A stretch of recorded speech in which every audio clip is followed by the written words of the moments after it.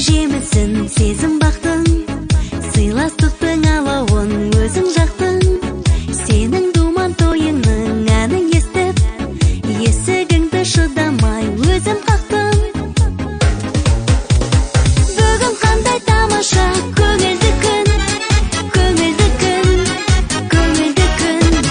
Сені қуанышыңмен құттықтаймын, бақытты бол жан досым.